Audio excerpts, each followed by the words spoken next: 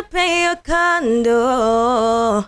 How am I supposed to keep you in the friend zone? Guess the truth of it is like kukini shika shika. Although you're not my nigga, like kukini shika shika. Come drink me down like liquor, like kukini shika shika. Although you're not my nigga, like kukini shika shika. Come get you some Savinnah. Hi everyone, my name is Savinnah and we're here with the KenyanVibe Artist Spotlight. Thank you.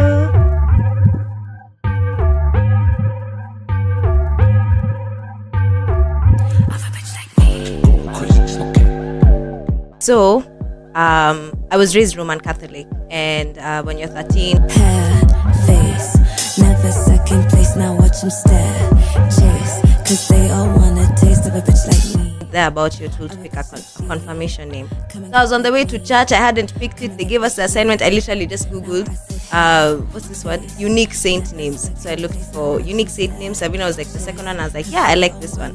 Fast forward a few years later, I wanted to start my pop career, and someone was saying you should do it anonymously. No one's doing that in like the industry, right? And so I had to look for a name far away from Joy or Joy Shiro, because before on YouTube I used to call myself Shiro Music, blah blah blah, all of that. I was like literally putting syllables together, trying to make a name that doesn't exist. And I was like, wait, is this name I picked I don't know how many years ago? Let me see if anyone's using it. Checked Instagram, no one has it. YouTube, no one has it. I was like, this was God's plan. Yeah, they both Somali and they love to. So I grew up with a lot of music around the house. My parents are music lovers, and so yeah, like even on the drives to school, Nini radio was always on. I was always singing. We were watching music videos, that kind of thing. And so that's when the singing just started. I used to sing along too. I'm singing my own lyrics. I don't even know what I'm singing, but I'm singing along. And that's how I also taught myself how to sing. I'd go with my earphones, go to the bathroom, sing. Like I just try copy whatever Beyonce is doing in my phone. And then so it was just always in the back of my mind. Music is part of my life forever. Like this is what I want to do, but I don't know how it's going to work out eventually. And then in school I started playing guitar in primary school. I didn't really do anything else musical there. Then now after high school is where I really now stepped out of my comfort zone. So I was in the choir, I became the chairlady eventually. I was the school pianist. I started doing ABRSM, so I was classically trained as well.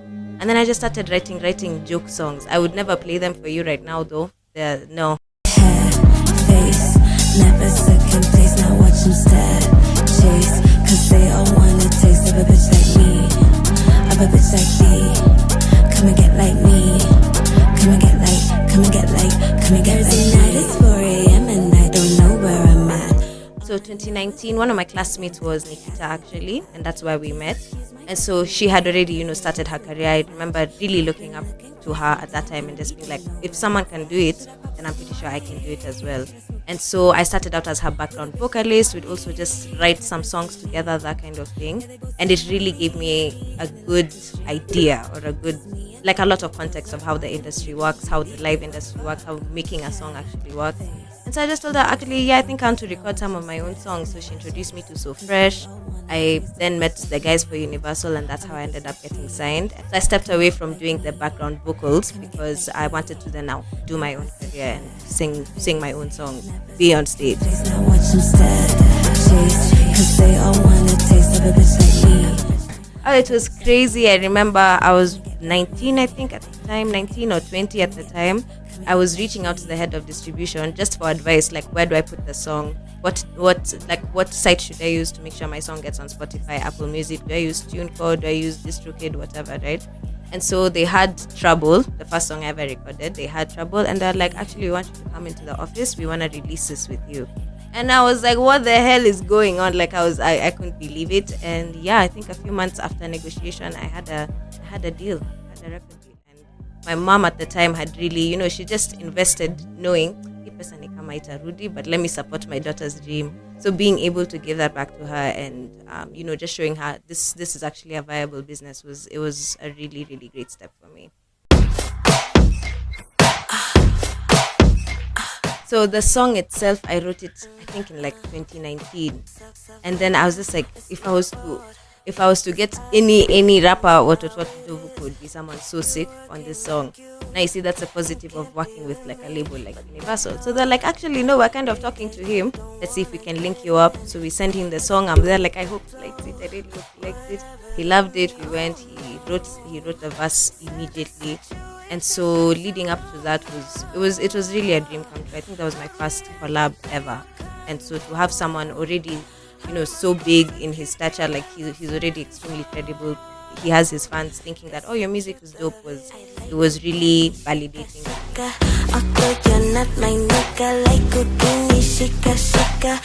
So I think, again, remember I said I grew up listening to a lot of music, a lot of radio, and so I'd listen to mainstream. Let me just put it that way, a lot of mainstream. And so I grew up really loving Rihanna, Drake, later on like people like Doja Cat. And the thing I'd say I love the most about their music is their diversity. Like you can throw them in whatever genre and they're gonna kill it, right? And so personally, when I try to write music, it's very hard for me to box myself into I wanna do this one genre. So how I look at pop, it's like everything. I think of pop, it's the popular music, it's like whatever. So one day I'm doing a hip hop trap song like Bad Mamacita, another day I'm doing like an R&B ballad situation, another day I'm a piano chill Afro pop, that kind of thing. So I think pop for me was the easiest route because it's diverse, and I'm not really good at writing just one genre. I'm better spread out. Yeah. Yeah, my sis gon' be pissed. I like cooking, shika shaka. So number one, I loved how unapologetically pop it is, and so I wanted by the minute you press my project on Spotify and you listen to the first song, you're like, oh, okay, this is what we're doing. This is the direction we're going. Working with Vikwesa again was really, really cool. He actually just reached out on Instagram and I was like, hey, you should come. We should do a session. So we worked on Wait For You the first time, and then Shika Shika happened so quickly. Like I just sent him a few songs that I've been vibing to.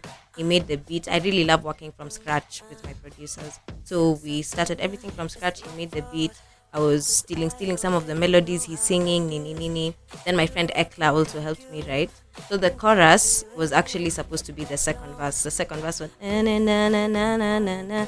But Yazanda was like, no, it has to be something easy. I really love when a producer can correct me, because sometimes I just listen to myself and then you're not really participating with them. So Yazanda was like, the chorus needs to be simple, like I should be able to remember it when I'm asleep.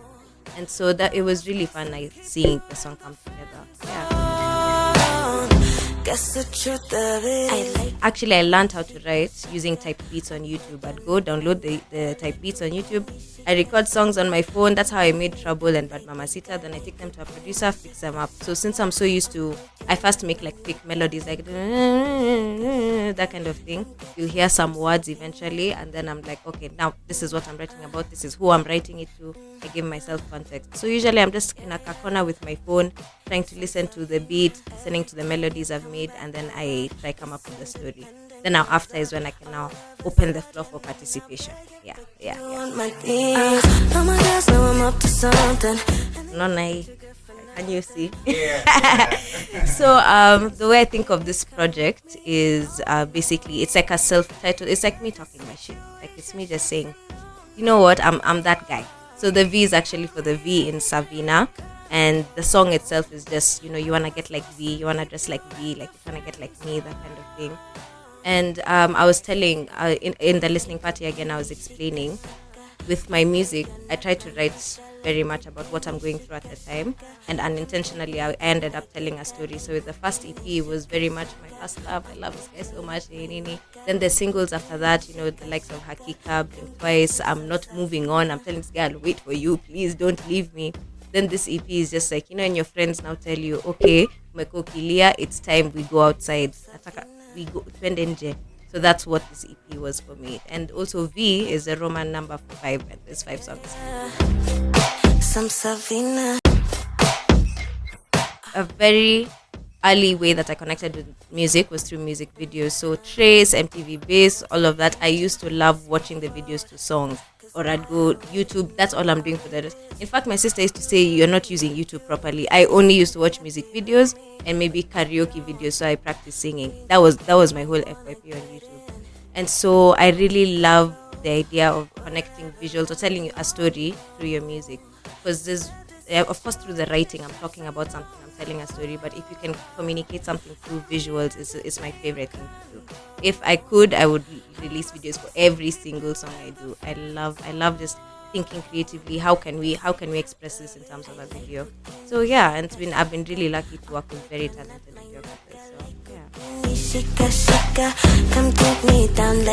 So I remember Cynthia just reached out to me. She's like, "There's a huge opportunity coming. Could you just send me all the songs you've written and like the type of people you've written for?" So I'm like, "Oh, okay." Oh, Cynthia from 1RPM. Sorry, let me give you context. Yeah, and so I sent her a long list of all the songs I've participated in, what would go to my songwriter profile, that kind of thing. And then then I got a call maybe now 3 weeks later. So in fact I thought, "Yeah, Isha, and it's okay, it's fine." And they're like, "Okay, so Spotify is going to be holding a workshop."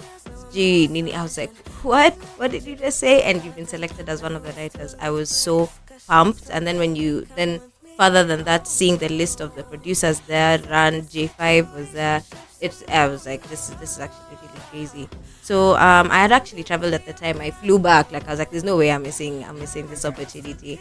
And I got to collaborate with so many I think the thing I love about music, talent is endless, and there's so many different processes, so many different styles. And so I was working with a Tanzanian artist called Honey Love, and I was working with Bairuta from Uganda, and their processes are so different from mine, even just how they record, how they sing, what they're singing about. But it was so fun to be a part of and to give my insights, give my input. I really had so much fun.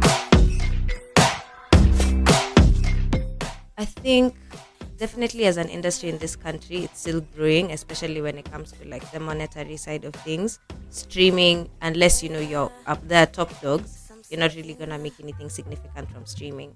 And so I think where most artists fall under is like live music and maybe sponsorships here and then. But then again, without numbers, it's going to be really hard to crack into that.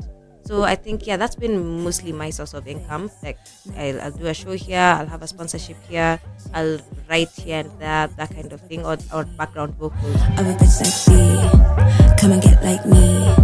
So number one, definitely a lot more projects. I'm trying to increase my catalog. I think that's where I'm falling behind. I have like maybe 10 songs. So yeah, just working on my catalog, collaborating more, and I really want to get into co-directing and doing videography a bit more seriously. Not actually like the videography, but yeah, just production, that kind of thing. Yeah. What else is there in store for me? A lot more shows. I'm trying to be very, very intentional and very aggressive with live shows this coming year. Should I pop some Molly? Should I smoke this weed with a bitch named Holly and a friend Celine? Yeah, they both Somali and they love to drink. So you can find me on social media at Savinnah. That's SAVINNAH. That's on all platforms. That's TikTok, X, Twitter. Actually, no one calls it X, and Instagram. And then there's also Savinnah.com, my official website, if you want any updates about me and my journey. And my music is everywhere: Spotify, YouTube, you name it, Apple Music. Again, under the name Savinnah. Yeah. Thank you so much for watching. It's Savinnah. Go stream V. Can you see my nails? Oh my god. I've been here with Kaya and Jack and Taro. And again, you're watching Kenyan Vibe, your daily dose of Kenyan culture.